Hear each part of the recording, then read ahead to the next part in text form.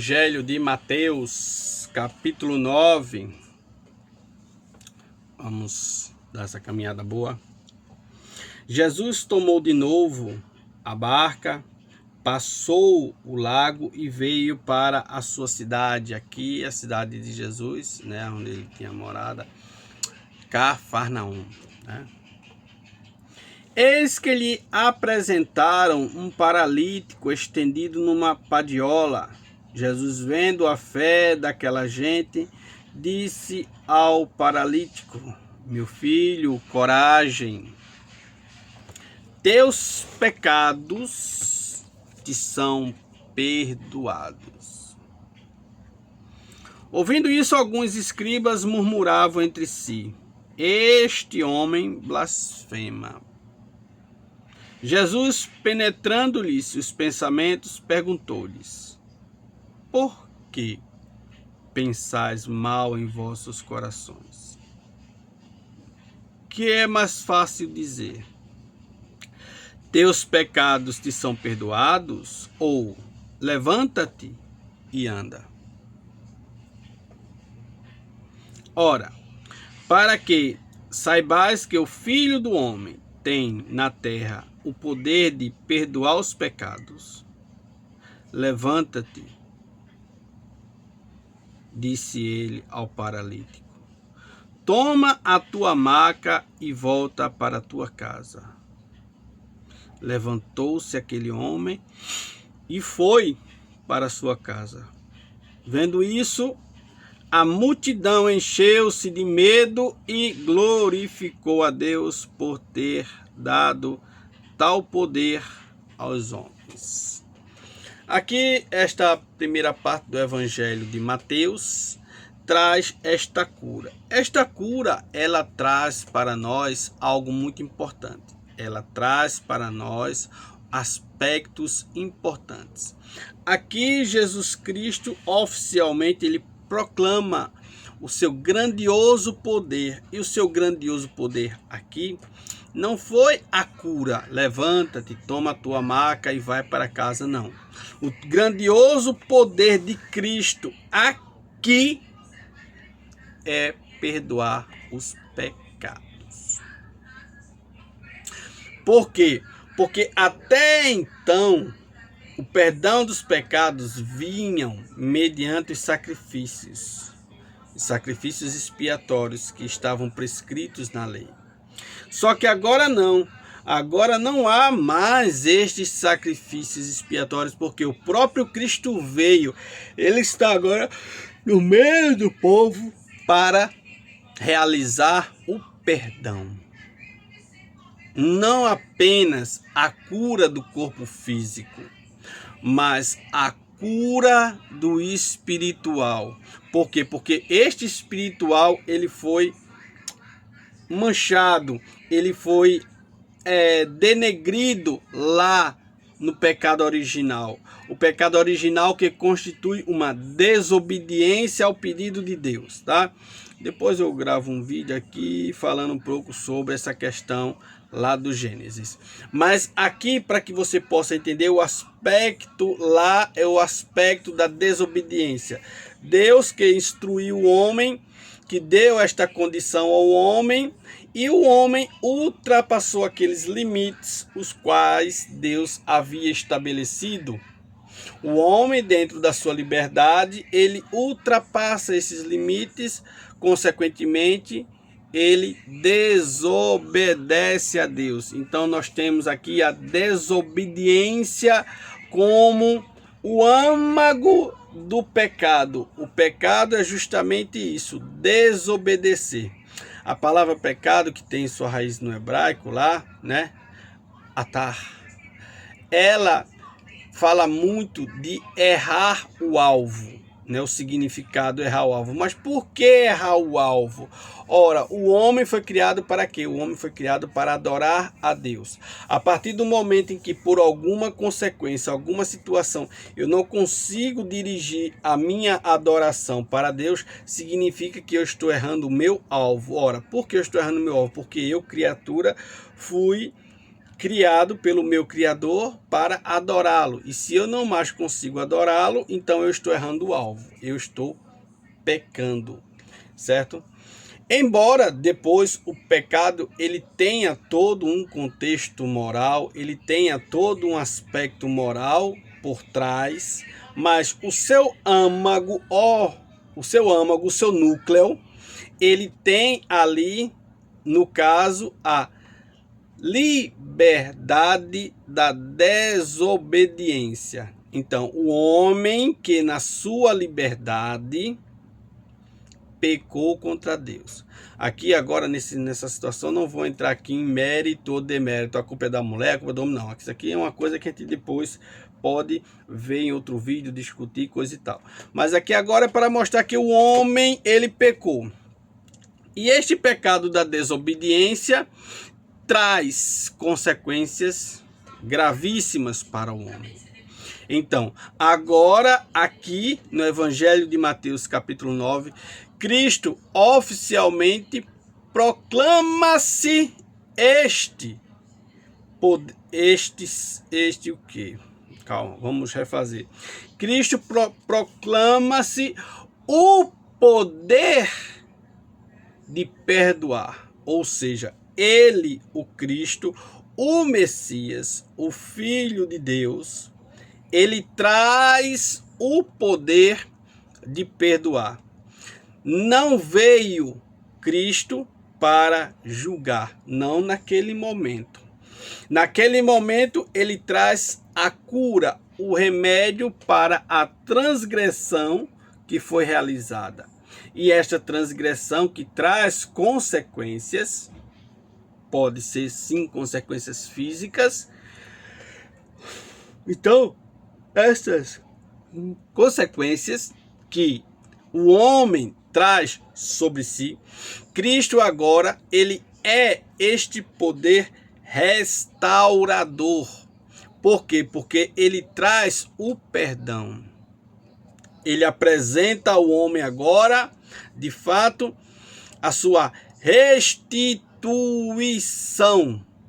E essa restituição, ela vem através do perdão. Não é da cura física, não é do aspecto físico, né? Precisamos, de fato, compreender, mergulhar no texto aqui que Cristo está dizendo. Então, o aspecto aqui é um aspecto muito mais profundo, é o aspecto espiritual.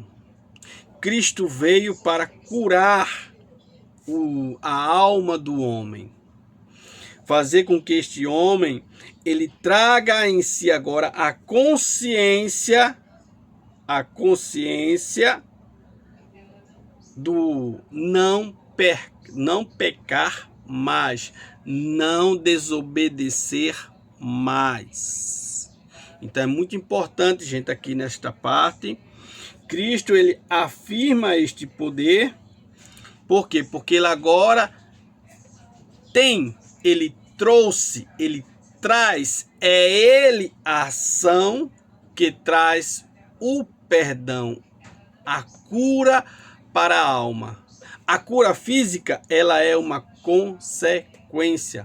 Da mesma maneira que o pecado teve uma consequência devastadora, teve uma consequência que denigre o homem, o perdão também traz a sua consequência. Aqui a saber, a sua consequência é o bem, é a cura, é o levantar-se, é o caminhar novamente. Então, da mesma forma que lá teve uma consequência negativa, aqui agora tem uma consequência positiva. Mas lembrando que o foco mesmo, o âmago deste texto aqui de Mateus, capítulo 9, versículo de 1 a 8, é justamente Jesus Cristo que traz, que se intitula a cura para a alma dos homens. E esta cura é o perdão que Deus desejou. E este desejar de Deus é algo profundo. Por quê? Porque manifesta-se na pessoa do Cristo. O amor de Deus pela humanidade é tão grande que ele manifesta esse amor através do seu Filho. E ele traz este perdão de peito aberto, com toda a sua grandiosidade, com toda a sua eternidade, ele traz ao homem agora este perdão para restituir o homem novamente, trazê-lo para o seio de Deus. Então, é muito importante, é muito mais profundo do que ver apenas a cura, né, do paralítico. Não, a cura física, como eu acabei de dizer, ela é a consequência do bem, o bem maior que Cristo realiza, que é esta cura da alma. Beleza? Vamos continuar. Partindo dali, Jesus viu um homem chamado Mateus que estava sentado no posto do pagamento das taxas. Disse-lhe: segue-me. O homem levantou-se e o seguiu. Como Jesus estivesse à mesa na casa desse homem, né, no caso de Mateus, numerosos publicanos e pecadores vieram e sentaram-se com ele e seus discípulos. Vendo isso, os fariseus disseram aos seus discípulos: por que come vosso mestre com os publicanos e com os pecadores? Jesus, ouvindo isso, respondeu-lhes: não são os que estão bem que precisam de médico, mas sim os doentes. Ide e aprendei o que significam estas palavras: eu quero misericórdia e não sacrifício. Eu não vim chamar os justos, mas os pecadores. Aqui nessa profecia é a profecia do profeta Oséias, capítulo 6, versículo 6, né? Olha, o que é que acontece aqui? A conversão, ela traz em si a própria mudança de vida. Uma pessoa que verdadeiramente se converteu, prestem bem atenção, uma pessoa que verdadeiramente se converteu, esta pessoa, ela muda de vida, ela tem atos que vão dar provas de sua mudança de vida.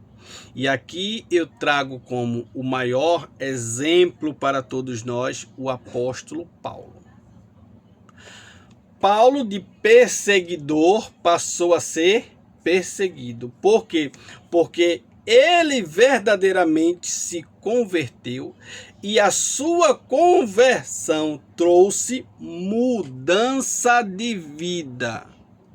Ele que começou aos poucos, devagarzinho, ali, caminhando, passou pela rejeição dos apóstolos, né? Até teve um desentendimento com Tiago, uma situação ali, entendeu? Então, tudo ali ele passa, né, como uma forma de aprendizado e de penitência. Neste sentido, a conversão de Mateus, ela é uma conversão que traz mudança de vida. Mateus, né, também conhecido como Levi, que estava cobrando impostos, que estava ali ao trabalho do Império Romano, que era muito mal visto, agora ele traz uma mudança de vida, ele abandona aquela vida errada, ele se propõe a mudar de vida, ele busca esta mudança. Ora, isso trazendo para os nossos dias, isso mostra que a conversão, o nosso ato de converter-se, verdadeiramente precisa trazer provas. Precisa trazer mudança de vida. Esta mudança de vida, ela reflete em cada um de nós aspectos importantes para a nossa perseverança durante a nossa caminhada e na vida cristã. Mudar de vida, meu povo, é verdadeiramente você ter a consciência ética e moral de muitos aspectos, ter a consciência do agir e principalmente ter a consciência de que a sua vida será agora trabalhada no que diz respeito à sua conversão. E aí você para e pensa, como assim minha vida agora vai ser trabalhada? Olha, assim como Paulo passou por inúmeras tribulações, passou por inúmeras situações, mas sempre firme, forte a sua conversão, assim também todo cristão, toda pessoa que deixa a vida errada, por N motivos, qualquer vida errada, e se converte, então verdadeiramente esta pessoa agora, ela passa a viver uma vida voltada para a prática cristã verdadeira. E aqui, a prática cristã verdadeira qual é, meu povo? Amar a Deus sobre todas as coisas e ao próximo como a si mesmo. Não podemos esquecer esta máxima, este princípio básico, porque toda pessoa convertida precisa ter isto na sua cabeça bem fixa. Amar a Deus sobre todas as coisas e ao próximo como a mim mesmo. Isso significa que a minha vida agora de convertido, eu preciso dar provas, e estas provas, elas acontecem mediante as minhas ações para com os meus próximos. Não é apenas para com familiares, não, para com os meus próximos, aquelas pessoas que muitas vezes eu nem conheço, mas que porventura me pedem uma ajuda. Então, ali está o propósito da sua conversão. Então, gente, nós precisamos de fato ter esse aspecto bem definido, termos este aspecto bem esclarecido na nossa mente, mostrando que a conversão, ela traz por si só mudança. Esta mudança, ela é gradual, ela não é instantânea. Tá? Eu sou totalmente contra essas coisas muito instantâneas, não. A mudança, ela é gradual, ela vai aumentando, ela vai crescendo a cada momento. E esta mudança, ela vai trabalhando você, ela vai trabalhando dentro das suas provações, dentro das suas dificuldades, assim também como dentro das suas alegrias. Esta evolução, ela vai trabalhando você. E este trabalhar traz para você o aspecto moral, e esse aspecto moral agora, ele te condiciona a uma vida íntegra perante Deus, perante os teus semelhantes e ao teu próximo. Quando você verdadeiramente der o seu testemunho, não será um testemunho apenas de palavras, mas será um testemunho de ações, será um testemunho de vida, um testemunho irrepreensível diante de Deus, e este testemunho verdadeiramente será a sua carta, será o seu selo, né, para a sua salvação. Por quê? Porque você de fato deixou uma vida errada para verdadeiramente dedicar-se à vida com Deus, à vida com Cristo. E é as tuas ações, o teu praticar o bem para com o próximo, para com as pessoas mais necessitadas, é esse praticar o bem que vai realmente mostrar que você está no caminho certo. Então, gente, o evangelho aqui de Mateus, nessa outra parte, que vai do capítulo 9, versículo 9 até o versículo 13, traz para nós este ponto fundamental. Que nós possamos meditar, mergulhar cada vez mais nesses aspectos tão importantes, nesses aspectos que trazem um fundo, que traz no seu pano de fundo verdadeiramente a vida cristã.